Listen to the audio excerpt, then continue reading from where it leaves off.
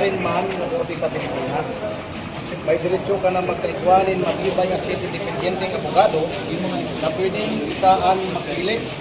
Kung dahil mo kayang magbayad ng abogado, ang gobyerno ang matao sa imo. Naintindihan mo tabi ang mga diretso na ini.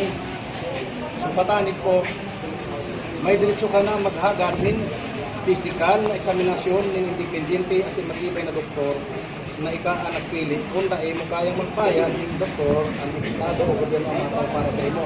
Yung physical examination po yan. Kailangan po yan kasi ng mga tao na nasa-opera ng Pilipino. Ano po? So, sabihan mo tabi po yan. Salamat po.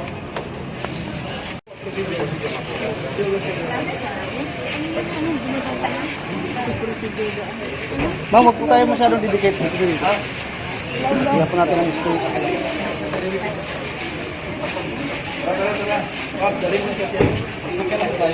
Sino po yung isang sasakay na isa?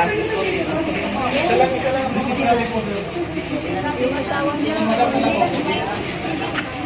Sige na po, huwag na po tayo.